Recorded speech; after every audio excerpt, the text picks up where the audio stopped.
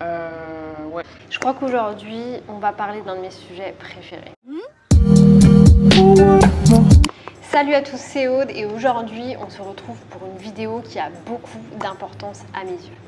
Aujourd'hui, on va découvrir ensemble les 8 étapes pour organiser et réussir son lancement. Ça va être une vidéo assez dense au niveau de l'information, donc je vais essayer d'être le plus clair possible afin que vous puissiez repartir avec un plan d'action concret. Je vous propose qu'on y aille directement dans le vif du sujet. Étape numéro 1, l'idée et la création de votre produit en ligne. Alors bien entendu, quand on parle lancement, on réfléchit produit en ligne. Produit en ligne veut dire formation, coaching one-to-one, coaching de groupe, peu importe. Vous pouvez choisir ce que vous avez envie de faire. Ici, la première étape est concrètement de passer de l'abstrait au concret. Qu'est-ce que je vais créer? Qu'est-ce que je vais délivrer à mes consommateurs? Donc ça, c'est le pilier numéro 1. Dans le pilier numéro 1, et là je vous donne vraiment un conseil en or, votre premier axe de réflexion, c'est d'arriver à faire la différence entre l'envie et le besoin de votre consommateur. Ce n'est pas du tout la même chose. Quand vous allez communiquer sur les réseaux sociaux, la plupart du temps, nous faisons la bêtise infopreneur, de communiquer sur le besoin de notre audience. Le problème ici, c'est que notre audience ne connaît pas son besoin, sinon elle le réglerait. Par contre, elle a de la visibilité sur ce dont elle a envie. Donc il est important de faire la différence entre l'envie et le besoin. Je vais être super transparente aujourd'hui et je vais vous expliquer l'envie et le besoin de ma propre audience. Mon audience, ce dont elle a besoin, c'est de la planification, de l'organisation, d'établir des objectifs concrets, d'être productif. Mais ce dont elle a envie, c'est de ne plus avoir de charge mentale, c'est de ne plus se sentir débordée, c'est d'avoir l'impression, le sentiment qu'elle sait ce qu'elle est en train de faire. Et la différence, elle est là. Même si pour moi, je ne voyais pas la différence dans le passé, aujourd'hui, je comprends la différence. Aujourd'hui, je communique à mon audience de manière différente parce que j'arrive à faire la différence entre son envie et son besoin. Donc mon premier tips pour passer de l'idée à la création de votre formation, toujours faire la différence entre l'envie et le besoin de votre audience. Petit 2, établissez une promesse qui a du sens. Faites la différence entre la promesse et le résultat que vont avoir les personnes qui vont consommer votre produit en ligne. Une fois que vous êtes passé de l'abstrait au concret, que vous savez de quoi va parler votre formation, il s'agit de faire votre pré-lancement et donc d'établir votre stratégie. On va retrouver énormément de stratégies. Aujourd'hui, beaucoup de personnes vont aller sur la stratégie la plus simple à créer, qui est la masterclass.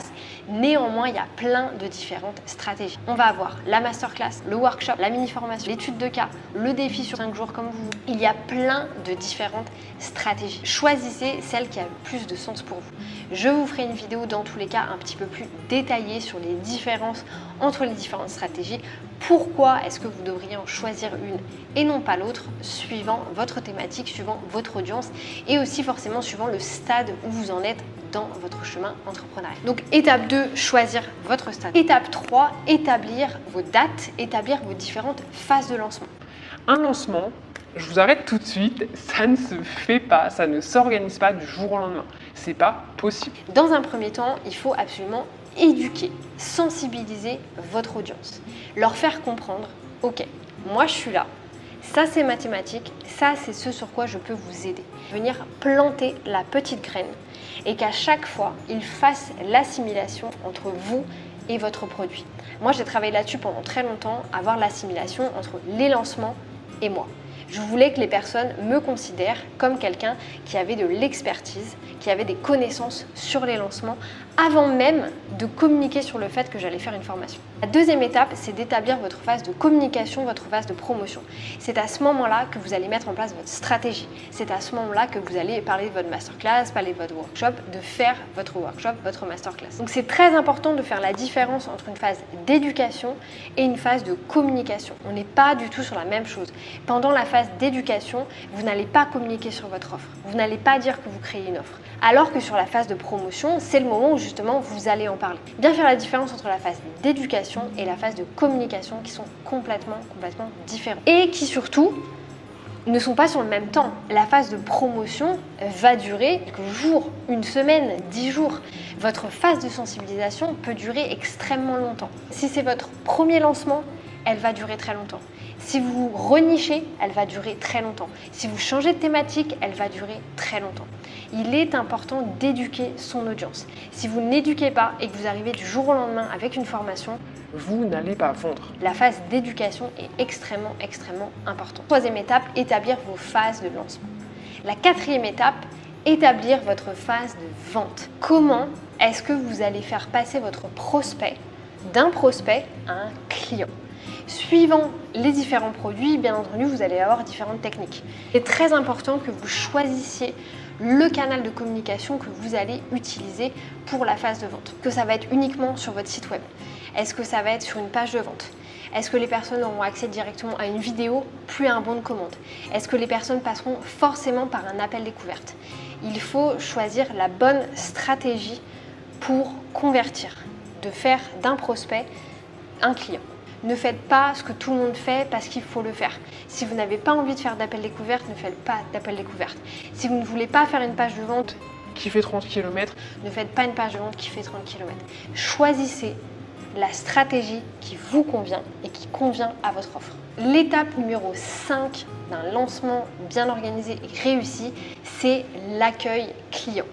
Vous avez fait votre lancement, vous avez vendu, vous avez des prospects qui sont devenus des clients. Maintenant, il s'agit de faire ce qu'on appelle du customer care, d'intégrer vos clients de la meilleure manière. L'onboarding client est très important.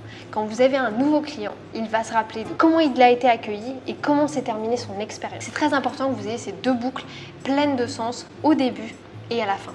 Comment est-ce qu'on fait un onboarding client? Encore une fois, ça va dépendre de votre offre. Si vous êtes uniquement sur une petite formation en ligne, eh bien un email de bienvenue, une vidéo de bienvenue va être le plus simple.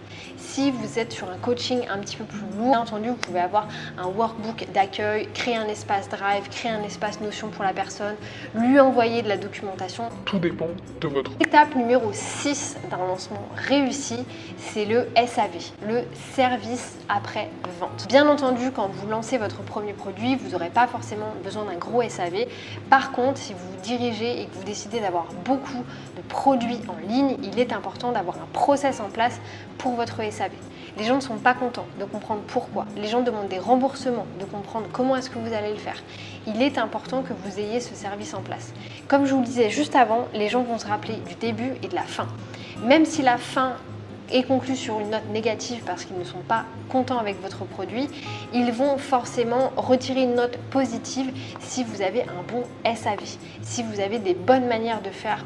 Très important d'avoir un SAV qui est concluant quand on se lance. Petit disclaimer, c'est vraiment quelque chose de très poussé, vous n'en avez pas forcément besoin pour commencer avec vos premières offres. Étape numéro 7, quand on a envie d'organiser et réussir un lancement, le Graal, les vacances. Vous avez organisé un lancement, vous avez vécu plusieurs périodes de stress, vous avez eu une charge mentale over the moon pendant plusieurs jours, pendant plusieurs semaines, voire pendant plusieurs mois. Prenez des vacances, reposez-vous, déconnectez-vous de tout. Ça devrait même faire partie de la création de votre formation. Parce que du coup, vous pouvez établir avec les personnes qui commencent à travailler avec vous, ok, cette semaine-là, je pense que je prendrai quelques jours, donc il y aura peut-être 3-4 jours où je ne serai pas available parce qu'il faudra que je me repose après mon lancement pour bien redémarrer. Rappelez-vous que c'est important de le communiquer à vos clients. Vos clients ne seront jamais mécontents parce que vous n'êtes pas disponible. Vos clients seront mécontents parce que vous ne l'avez pas communiqué. À partir du moment où vous êtes honnête et que vous communiquez avec vos clients, il n'y aura jamais aucun souci. Et dernière étape pour un lancement organisé et réussi, probablement mon étape préférée, les bilans. Il existe plusieurs types de bilans, des bilans émotionnels, des bilans financiers et des bilans des actions. Dans les bilans émotionnels, concrètement, ça va être de l'introspection. Qu'est-ce que j'ai aimé, qu'est-ce que j'ai pas aimé, qu'est-ce que je vais garder pour le prochain lancement, comment est-ce que j'ai vécu le lancement, quel était mon niveau de stress tout au long du lancement. Le bilan financier, il est très simple. Vous aviez un objectif, l'objectif a été atteint ou pas atteint. Quelles sont les actions que vous auriez pu mettre en place pour les atteindre? Donc là, je refais le lien avec la phase des ventes où potentiellement vous avez décidé d'avoir une page de vente, une vidéo de vente, un appel de découverte. Il est important de comprendre ce qui s'est passé. Est-ce que ça a bien converti? Est-ce que ça n'a pas assez converti et pourquoi? Le dernier bilan, c'est le bilan des actions. C'est pour ça que c'est très important de faire un rétro-planning de vos phases de lancement, donc éducation et communication, vous permettent de revenir sur toutes les actions que vous avez mises en place et de leur donner des notes. Est-ce que cette action-là a marché? Est-ce que cette action-là a eu un impact? Est-ce que cette action-là a été inutile? Et ça vous permet de faire du tri et de garder les actions qui ont vraiment un impact sur votre lancement. On m'avait pas dit qu'il fallait boire autant que ça pour YouTube. Si je résume, on avait donc 8 étapes pour organiser et réussir son lancement. Étape numéro 1, l'idée et la création de la formation. Étape numéro 2, la stratégie de lancement. Étape numéro 3, les différentes phases de lancement et leur rétroplan. Étape numéro 4, la phase des ventes. Étape numéro 5, l'onboarding client. Étape numéro 6, le SAV. Étape numéro 7, les vacances. Et étape numéro 8, les bilans de lancement. J'espère que cette vidéo vous aura plu. Si vous avez envie d'avoir plus d'informations, il est fort possible que je continue à faire du contenu sur cette thématique-là pour développer. Mais n'hésitez pas, si vous êtes prêt à passer à l'action, que vous êtes dans l'organisation d'un lancement ou que vous allez potentiellement organiser un lancement dans les semaines, mois à venir, dans la barre d'infos, vous avez toutes les informations à propos de Get Your Launch Done, qui est ma formation sur les lancements. C'est une formation qui fonctionne sous forme de mise à jour. La formation est déjà complète et je rajoute des mises à jour. Je développe des sujets bien particuliers. Si vous avez envie de développer un sujet qui est déjà dans la formation, n'hésitez pas à me le dire. Je vous remercie d'avoir suivi cette vidéo jusqu'à la fin. N'hésitez pas, comme d'habitude, à vous abonner, à me mettre un petit pouce bleu et un commentaire. Ça aidera beaucoup la chaîne à se développer. Merci à tous encore et belle journée.